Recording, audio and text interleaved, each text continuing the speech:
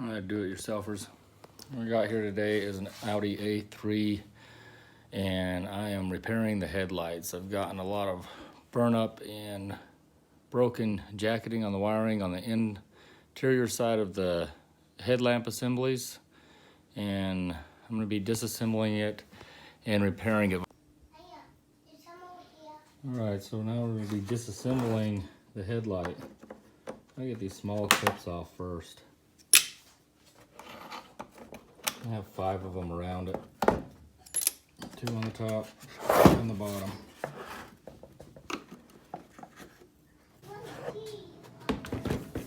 So then I've got this rubber piece also on here. It's just tucked underneath right here. It's got some adhesive backing, with the glue that's holding the light together on it. And then down on the bottom side, and this one's tore off.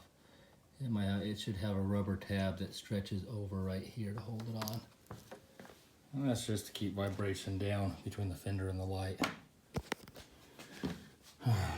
Okay. Now it's going to be a reverse process of just putting it together. You're going to run the heat gun, and like I said, I got my heat gun set. I've got it set about 640. Time like that, and I'm just going to kind of move it around the entire light until I get it running. Alright, so if you put the heat to it, and I was wrong, it's actually, you can see on the heat sensor, it's pretty close to about 130, 140 degrees, roughly what I'm warming it up to. And I'm just getting a screwdriver and in between it very, very lightly. Don't want to get in it very forceful at all. Just kind of start working it around, and I will do that on the entire light. And of course, holding the camera is not going to make it easy to do it with one hand, but I mean just very gently, and just going back and forth from one side to the other, and it will slowly work out. Already, like I said, I've already done this on one light. Just a little bit of patience, a little bit of time, and you will get it out. And as you can see with the heat gun, it is separating. Alright, now we got it separated. What I'm going to do is I'm going to remove this torque screw on all 3, get this front light assembly to pull out.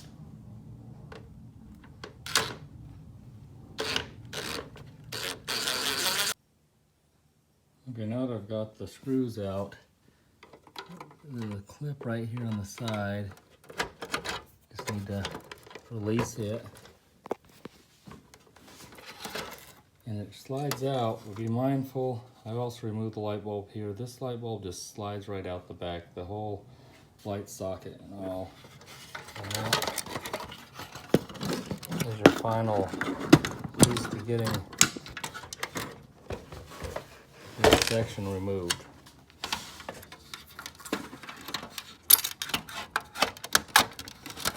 Turn it and twist it, and you can get the piece out. Now, this is why I'm taking my light apart. I did a scab work, and it was really horrible work, just to try and get it by for the time being. But what it is if you look down on here, and yours might be doing the same thing, that's why you're watching the video, all the jacketing on the wiring is just old, and it's gotten hot with the xenon light. Maybe it's just set long enough, but it's all falling off all the way through the whole light. Even this coat jacketing that looks good, it's really not. It's very brittle and fragile. And with the last light I did, I ended up covering it just because it fell off as well. But anyway, now to get this apart, we've got to remove this, I guess you could call it a slight motor. That's for the directional lighting on the car. But down in between here, there's another torque screw. If you look right there. And what I'm going to do is I'm just going to use 90 torque screw, and I'm going to reach down in there and just remove it and get this light bracketing out the way. Okay, so I've removed this, or I've gotten the screw loose in there. It's a T20. I mentioned that earlier. And I'll go to the back side and pull the light bulb out. And that'll fully release the lower light. Now that I've gotten that light removed, what I'm going to do now is we're going to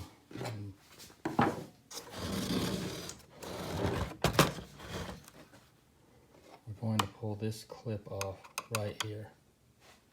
And so the clip is latched on the back sides. So what I'm going to use is I'll use a pick set to pull that off.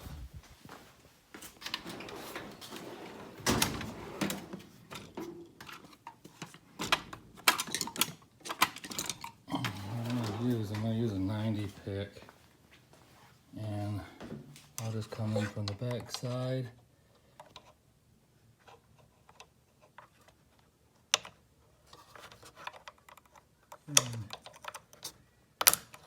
Release it off.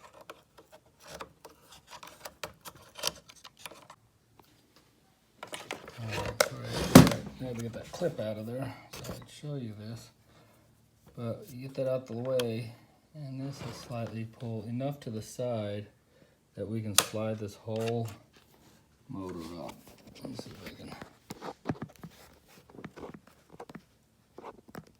get the phone to stay in place.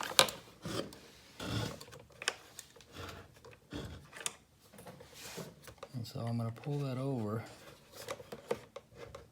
and slide the motor up.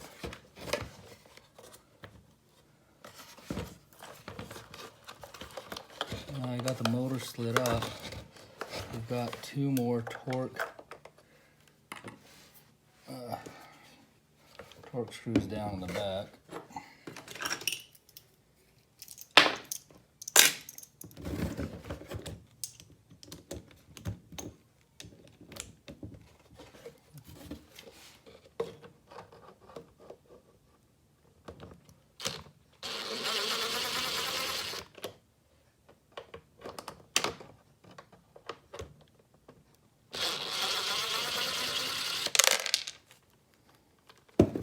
Now you can hear my screws falling in there. It's not the biggest deal. Once this light's out the way, they'll be exposed.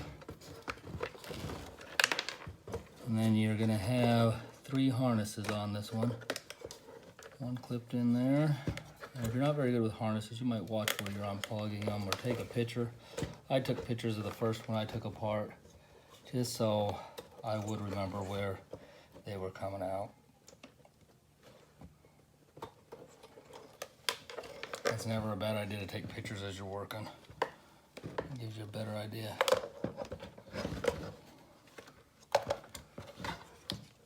The other end of this harness, I'm going to leave it hooked up till I get it separated, is on the back side of this module. On the back, and you can see our screws come right back out. So I'm actually going to remove this module to be able to get access to that wire harness.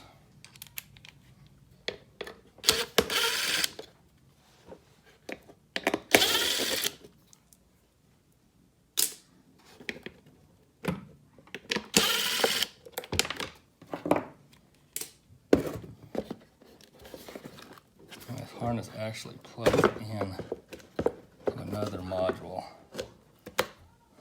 right here.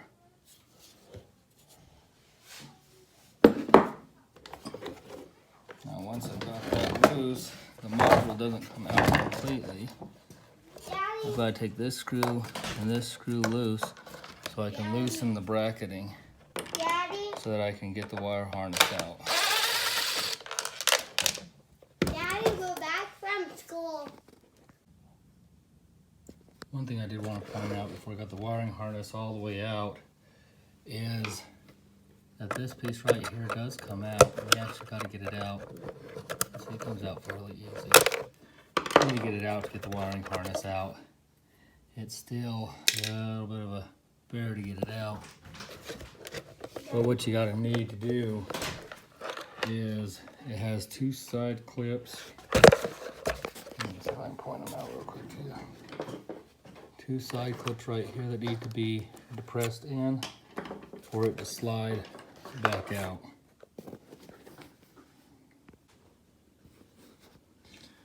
Okay, so here's the final product. I pushed my clips back in. What I've done is I've taken shrink wrap and I have shrink wrapped the wires to just add a new jacket. What I did is I bought me a 100-foot roll off Amazon again, $6. Most places are asking like 70, 80 bucks for that roll. So that was a heck of a deal. I'm gonna put a couple zip ties on it, zip tied together, and then I got some liquid tape that I'll actually touch up a little liquid tape just right here at the ends and maybe right here at the bottoms. I'll do these bottoms very last, but I'm done with all the wires. Well, on this connector, I'll go ahead and put it on the end. All right, so like I said, so the ones that have these type of fittings, as you can see, this is a shrink wrap. You're not gonna be able to get it even over it or angle down it. So what I'm doing is I'm cutting them in half and preparing them to solder them together. But I'm also cutting then two sections. So I'm gonna cut a section of shrink wrap.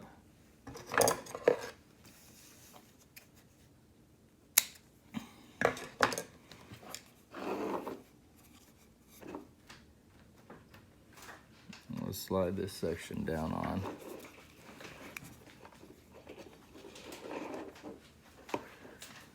And I've got my soldering iron right here, and I'm barely gonna touch the end, not to shrink it all the way, but to get it kind of shrunk down so that it will slide all the way down inside of my wiring harness.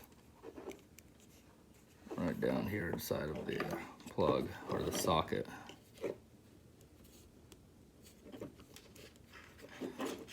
I got wire, pieces of wire falling off and blocking it off.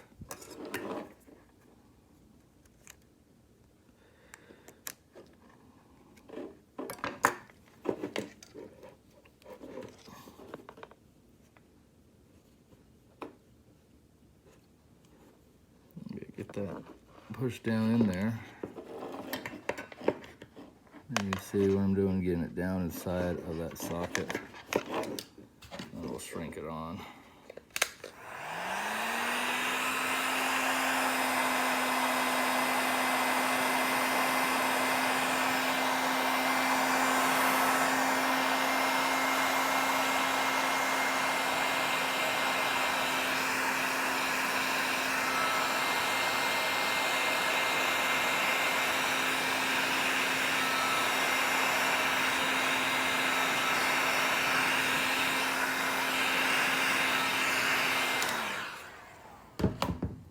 Okay, and so for this last little section, because of course we're gonna have to shrink wrap it as well, I'll do a quick piece,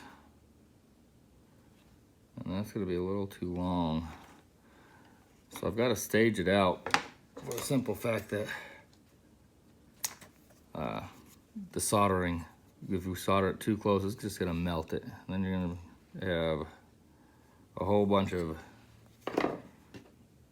shrink wrap stuck in one place. Let's see if this is, cut it a little. I'm gonna cut just a tad bit more off.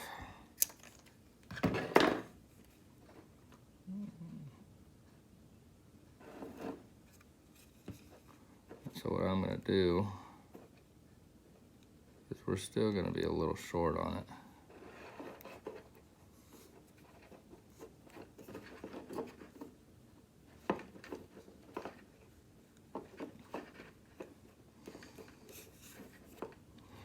Run that one down. I'm actually also gonna cut a short little piece, and I'm gonna slide down on this side. That way we make for sure we cover all of our ends.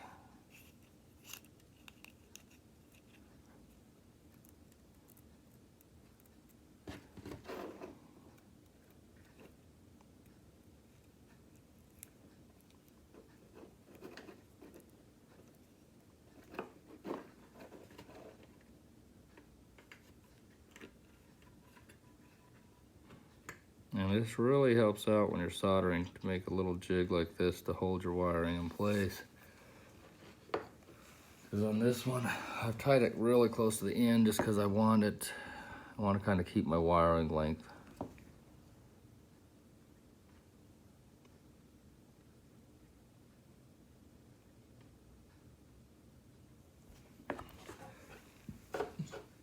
Get that rosin on there.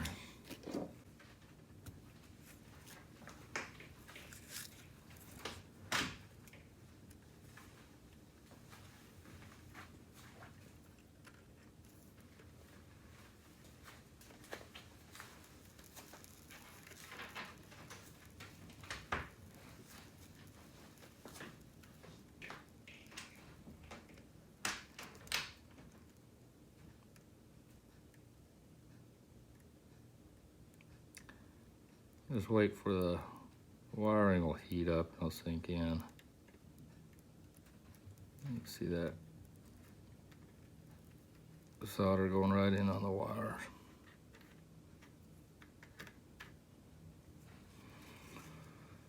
And that's it for that connection.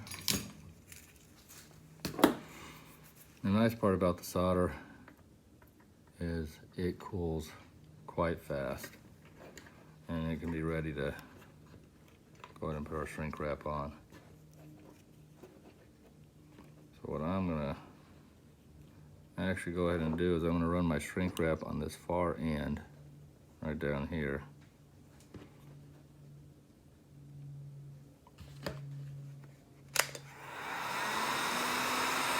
I'm starting on the end where my fitting is, or where my connector is, because then when it does shrink and kind of pull back, it doesn't pull away from the connector.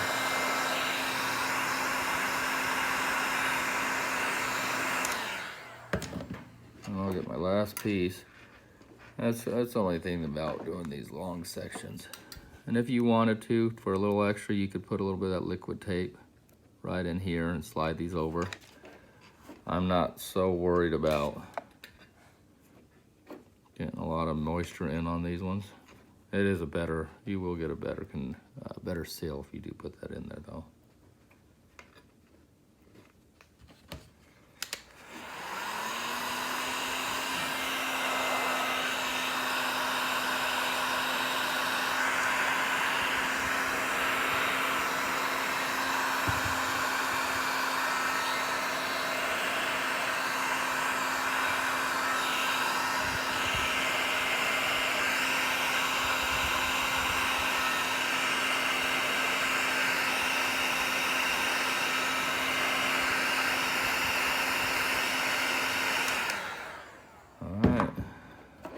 So it's just a repeat of either sliding it over the end of the fitting or cutting the wire and putting your shrink wrap on them. We've got a ton of wiring to go, and I'll show you what the final product's like here in a minute. All right, so this is the finished product. You can see I've done each wire, coated them up. No more breaks or frays in the wires. It should last probably the rest of the time that I have the vehicle. Shouldn't have no more issues. The heat shrink should take to the extra temperatures of the xenon lights.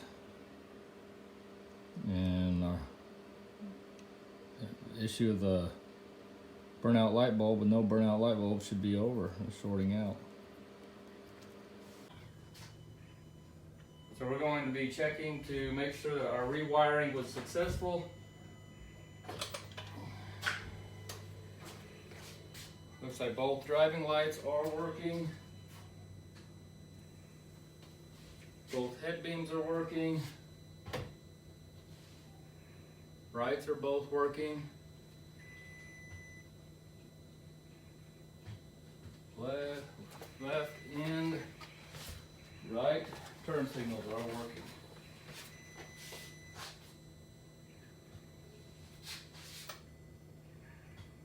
So it looks like it was a successful rewiring.